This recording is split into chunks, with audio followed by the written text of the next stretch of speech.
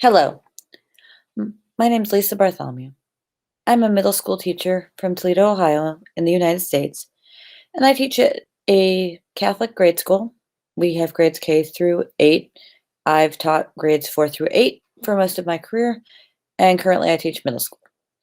I'm also the co author of a curriculum called Peace Be With You Bullying Redirect, and I'm going to present to you a lesson that I call Safety Check and Safety Numbers.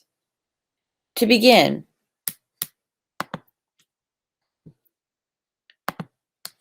I want to focus on why we want our kids to be safe in school. And as you can see, that if they don't feel safe, they don't learn, which is our ultimate goal, is that at school our kids are able to learn because they feel safe.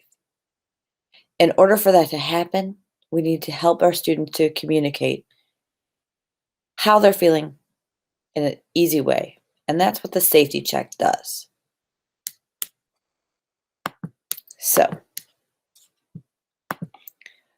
in our lesson, through the completion of the lesson, we help the students to gain proficiency in 2 of the social emotional competencies.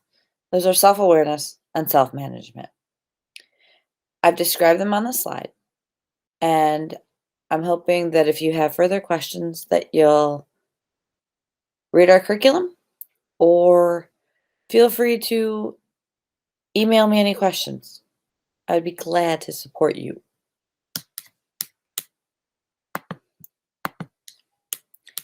The lesson focuses on the 4 areas of safety. As you can see, they're listed here. By focusing, we give this well-rounded picture of our students. Because a student can be fine physically, but they may have another issue. And it helps us to hone in on their concerns and their issues. So part of the lesson focuses on reviewing these 4 areas of safety with the kids. And I'd like to take you through that lesson now.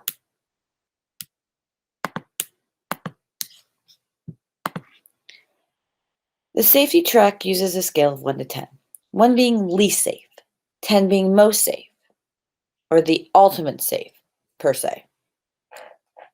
Sometimes I say perfectly safe, though nothing's perfect. What I have the students do the very first time I present the lesson is I will have them rate how they feel in each of those 4 areas of safety. And I'll show you a tool I use in just a sec. They rank themselves, and I'll go through and review those. You know, you're a 10 if you're not worried about a student hitting or kicking you, and that would be physically safe. And the kids colored it. And I'll do the same thing with the social, with the mental, emotional, and with the spiritual. Now they have 4 separate numbers, which we then add up. So let's say a student's a 9 in physical, but maybe they're a 3 in mental, emotional. So now, right now, they have a 12. Maybe they're a 5 in their social. So now we're at a 17. And maybe they're a 7 in spiritual. So now they have a 24. So they take that number and they divide it by 4 because there's 4 areas of safety. And they come up with an overall number of 6, which isn't a bad number. But it gives us some guidelines. It's not a 10. And then we use that number to discuss the class. And the way I have my students turn in their numbers is like I give them a Post-it sticky side up and tell them to write their number and fold it over. And then I'll come around and collect them. They don't write their name. They don't write any other identifying information. Collect all the numbers. I open them up. I read them, and I'll give a range. Class. Our safety numbers range from a 4 to 7. What does that tell us? And so we talk about, well, we're not at a 10. Well, what might be holding us back? Well, some people kick Mrs. B sometimes, or some people hit. So maybe some people aren't feeling physically safe. Or, we don't include everybody in everything we do. So maybe some people don't feel mentally and emotionally safe. And it gets the class discussing and looking at where they feel as far as safety. And then we take that and we build on it through the lesson, through the discussion. So, this should say lesson, I apologize. In this lesson, we use the continuum. The students use that simple math, and then they get to analyze it. And while we're analyzing, they're managing, they're using that self-management, social, emotional learning competency. And they're discussing how we can progress, not only as individuals, but as a class, to that ultimate 10, to that ultimate perfect safety, or that time that I don't have to worry about anybody mistreating me or bullying me.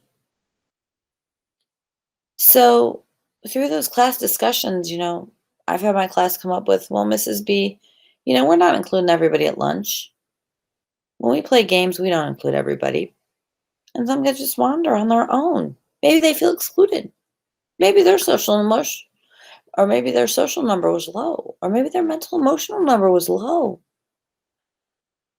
Well, okay, that sounds good. What can we do to solve it? And it gets the students talking about what steps they need to take to help solve that problem, to help build.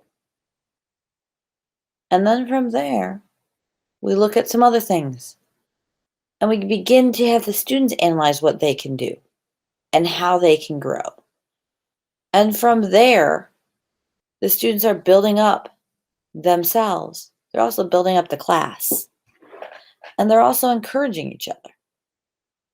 Before we end any class discussion, I'm always like, well, let's re-meet and discuss this a little bit further. What do you think would be a good time frame? And it's usually 2, 3, or 4 weeks, no more than 4 weeks.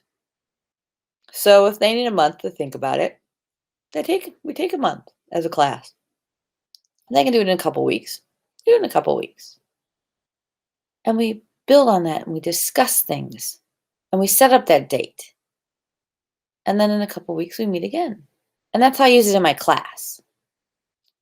I can also use it individually with students in my hallway as they're coming in the morning.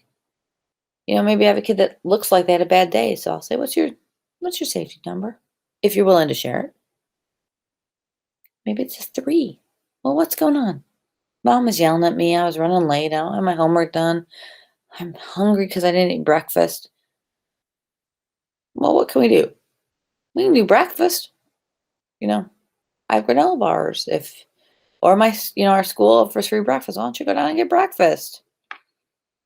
And we begin to solve what we can. But it gives me a minute to help kids realize, one, I understand where they stand and I understand that they may have a lower number. And 2, that I can help bring them up. I can help support them. And we work on that. And then maybe later after I've given a student breakfast or helped them, we talk about it, maybe or not.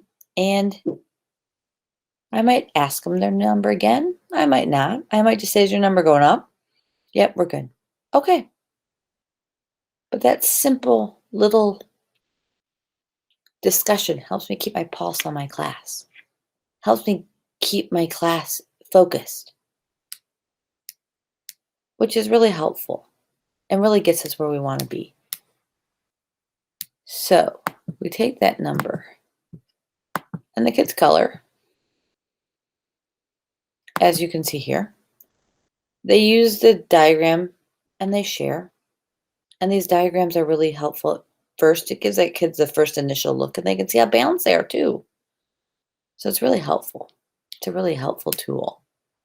And it's available with our curriculum, either in an ebook or in paper pencil, which is right here. And you can visit either of those websites to order, look at, review, ask questions, whatever you need. Because ultimately, I want to support you as you work to help your students feel safe in your classroom, as I hope mine do. Thank you for your time.